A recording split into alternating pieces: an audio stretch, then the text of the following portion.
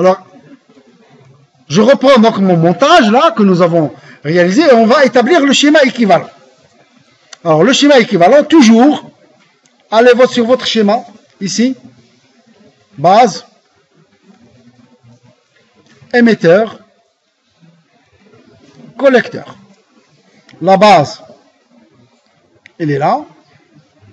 Alors, c'est l'émetteur qui est en sortie. Donc, l'émetteur, je vais le mettre ici. À la place du collecteur de tout à l'heure, je vais mettre l'émetteur ici. Et le collecteur, ça va être en dessous. Bien, alors de la base, je traverse H11.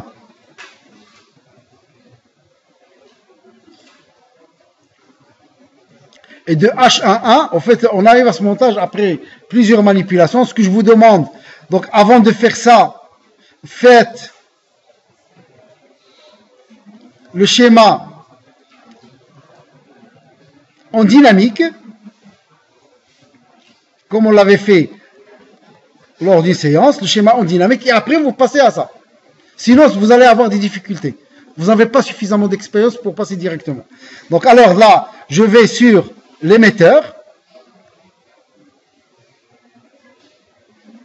et de l'émetteur, je traverse le générateur de courant pour aller sur le collecteur. Donc le générateur de courant, là, c'est bêta IB. C'est le schéma équivalent du transistor. Donc voilà le schéma équivalent, donc H1A et bêta IB. Ici, bien sûr, le courant IB, il est ici. Je vous dis tout de suite, il faut au moins 2 ou 3 manipulations avant d'arriver à ce schéma. Essayez de les faire. Bien. Donc là, ce que j'ai fait, j'ai tracé mon schéma, disons le schéma équivalent du transistor. Je vais attaquer le circuit de sortie. De nouveau, ici, évidemment, en dynamique, ceci c'est un court-circuit. Pardon, c'est une masse. Nous avons R1 en parallèle avec R2 qui me donne RP. Donc là, j'ai dessiné RP qui est égal à R1 en parallèle avec R2. Après R2, je traverse à la capacité C1 qui se comporte comme un court-circuit.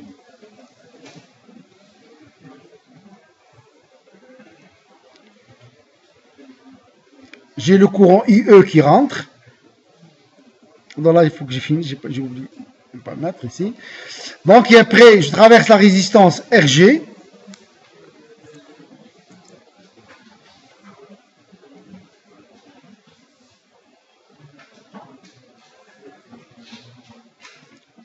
Et j'attaque avec mon générateur EG.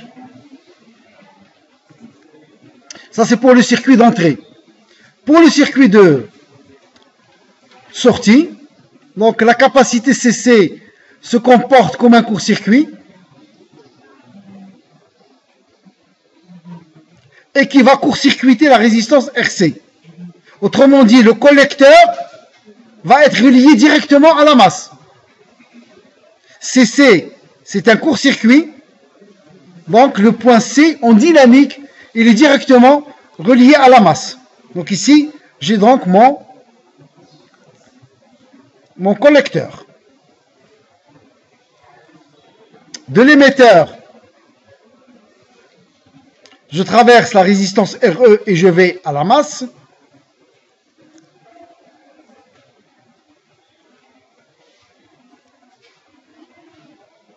Donc ça, c'est la masse. Ce point-là, ce fil-là, c'est la masse. Je sors de l'émetteur ici. Je traverse la capacité C2 qui se comporte comme un court-circuit. Pardon, j'utilise la même couleur là. Et j'ai le courant IS qui est là. Et je vais vers la résistance RU.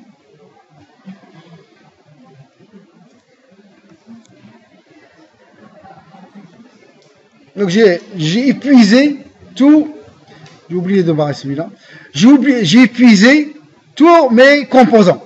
Donc voilà le schéma équivalent du montage collecteur commun. Donc le montage collecteur commun,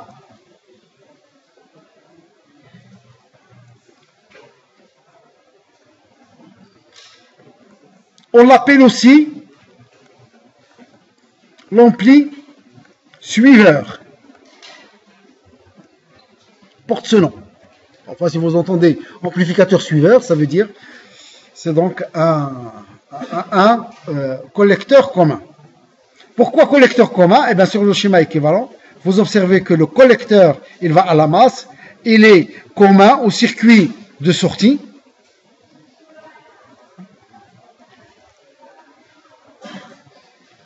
Et il est commun au circuit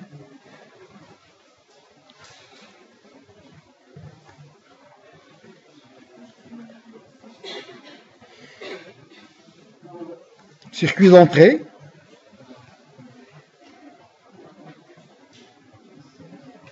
et circuit de sortie.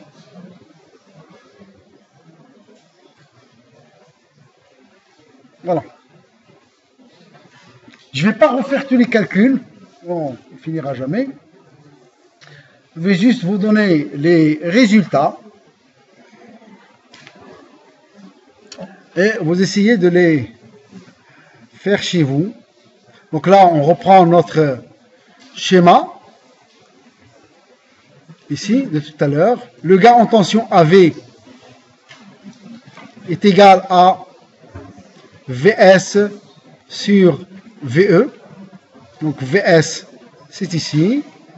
Et VE, c'est ici.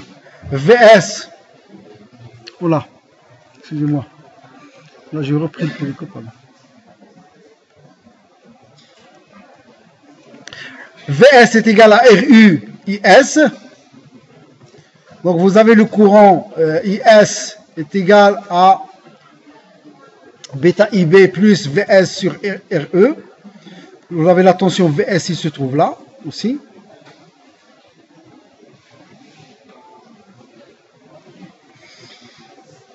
Regardez un peu qu'est-ce qu'il a fait ici. Ah, il l'a appelé R équivalent aussi. On a R équivalent différemment par rapport à l'autre montage, c'est RE en parallèle avec RU. On pense comme autre chose.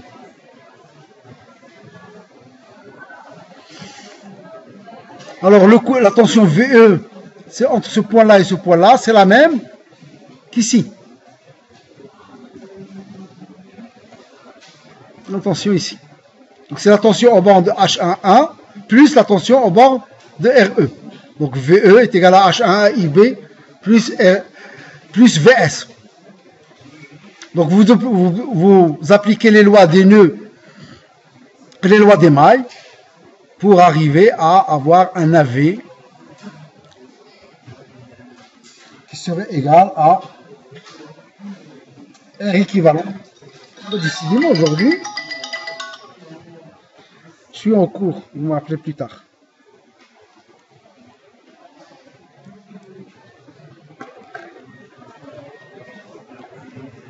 Donc AV est égal à R équivalent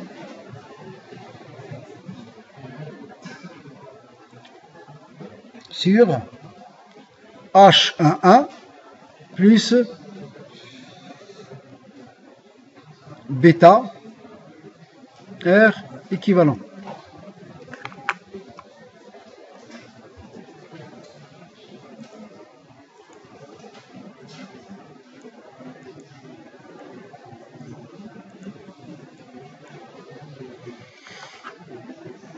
Alors souvent, ou bien en pratique, nous avons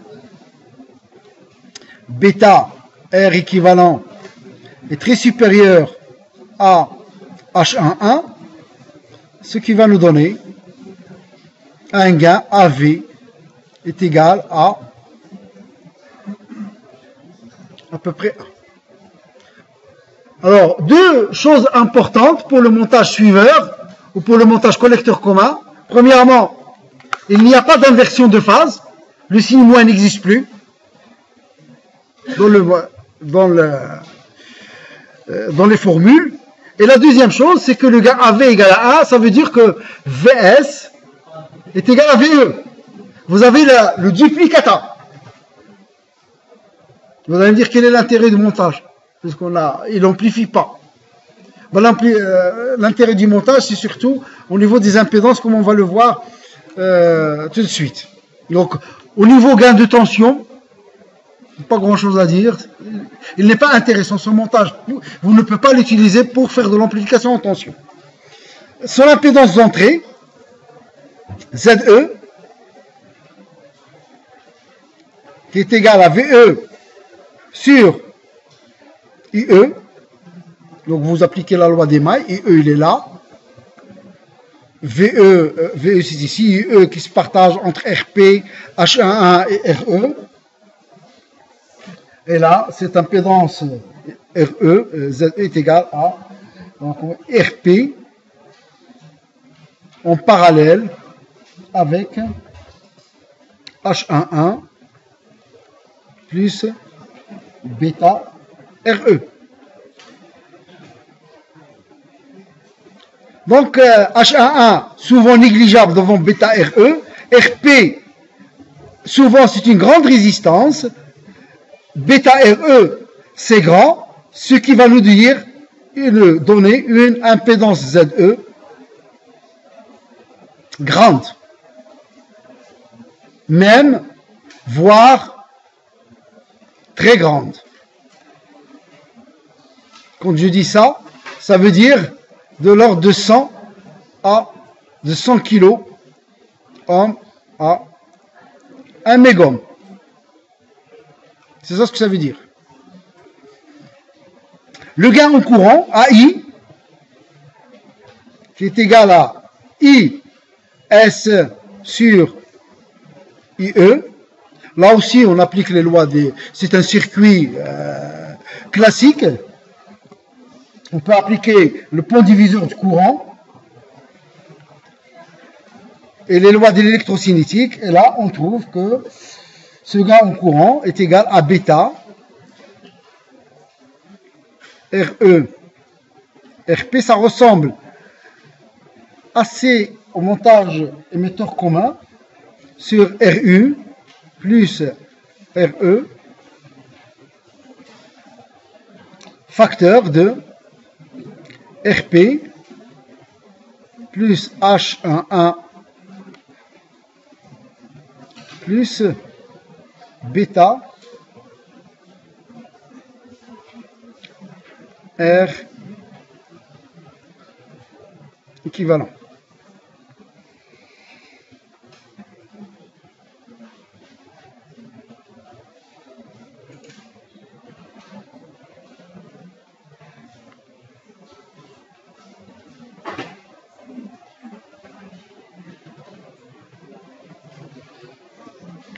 Souvent, ce gain, il est grand.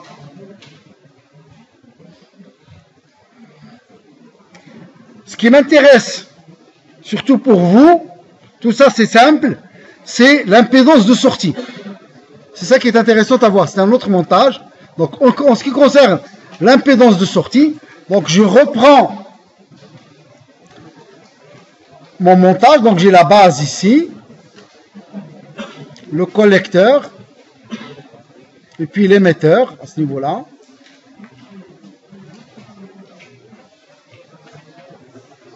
La résistance RE.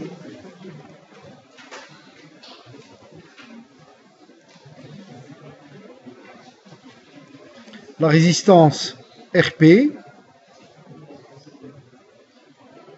Alors, pour calculer l'impédance de sortie, je remplace le générateur par un court-circuit. Et je remplace aussi la résistance RU par un générateur de tension VS qui fournit le courant IS. D'accord? Ici, j'ai un bêta IB. Est-ce que le bêta IB est nul? Non, il n'est pas nul. Parce que vous avez un générateur de courant qui se ferme sur un circuit. Donc il débite. Il ne peut pas aller à la masse directement. D'accord? Donc ici, on a un courant qui circule ici. Donc on garde le courant qui circule ici, c'est toujours le courant IB. Donc dans ce cas-là, IB est différent de 0. Et bêta IB est différent de 0. Pourquoi? Pas parce que nous avons un générateur ici qui donne un courant ici. Et le circuit ici, il se ferme. Le générateur de courant est fermé. Vous remarquez que ici, vous avez RG, il est en parallèle sur RP. Je l'ai appelé comment? Bon, sur le polycope, il y a une autre façon de faire les choses. On utilise le théorème de Thévenin et des choses comme ça. C'est une autre façon de faire. C'est pas ma méthode. Donc ici, c'est direct. Moi, j'applique la définition sur le schéma équivalent et j'essaie de trouver directement le rapport VS, donc ZS ici, est égal à VS sur IS pour EG égal à 0. Donc ici, RG en parallèle avec RP, je vais l'appeler R total.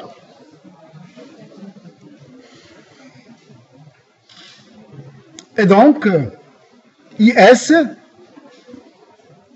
le courant IS serait égal à VS sur RE. Le courant, donc IS, c'est le courant qui circule dans cette résistance. Ici, nous avons VS moins, parce que en ce nœud-là, vous avez IS, il y a un courant qui circule ici, mais il y a ce courant qui arrive, moins bêta IB, c'est ce courant, plus, donc ce courant-là, il arrive aussi ici, IB, donc moins IB, qui est égal à VS sur RE, moins bêta plus 1 IB, est égal à VS sur RE moins bêta IB.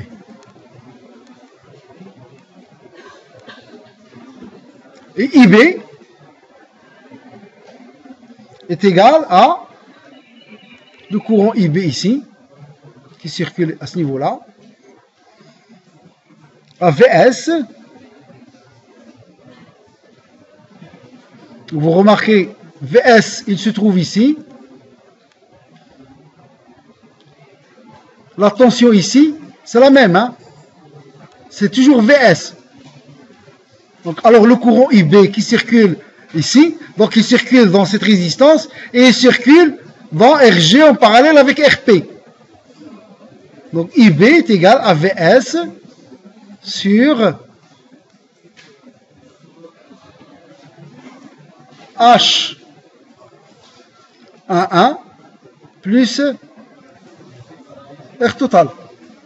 D'accord? Et d'autre part, nous avons notre courant IS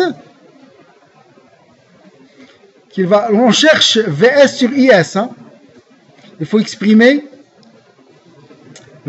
IB en fonction de VS. Donc IS est égal à 1 sur RE plus bêta sur H11 plus RT, le tout multiplié par VS. Et ZS est égal à RE en parallèle avec H11 plus RT sur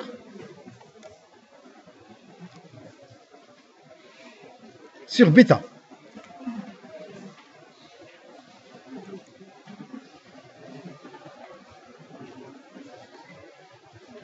C'est donc une résistance très faible.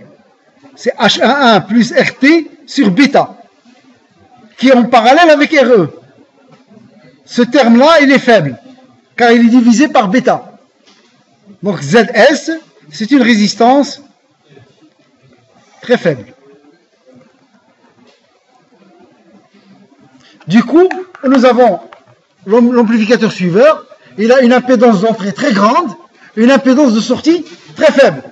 C'est donc un adaptateur d'impédance. Donc il permet de faire le transfert maximal de puissance. Donc juste terminer le cours avec quelques conclusions concernant le collecteur commun. Oui. Ici.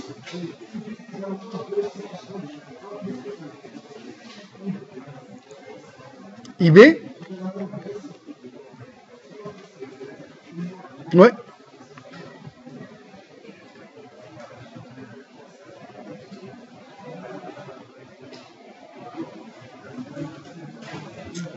Ici, c'est ça? Voilà. Sinon, je ne peux pas arriver à mon calcul. Merci. Donc, en conclusion,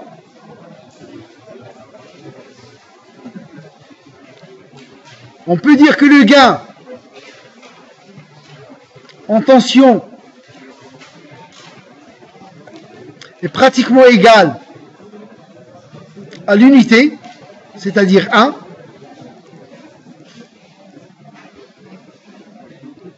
Un gain en courant très important, fort, ou même très fort, une impédance d'entrée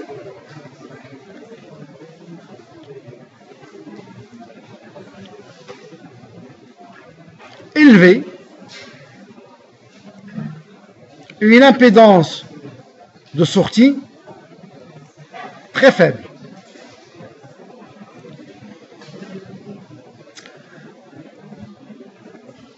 C'est un adaptateur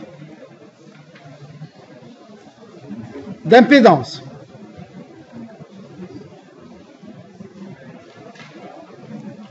Très utilisé comme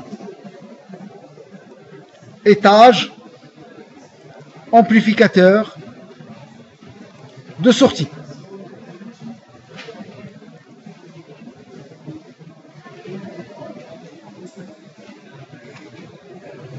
Donc vous avez un petit texte ici.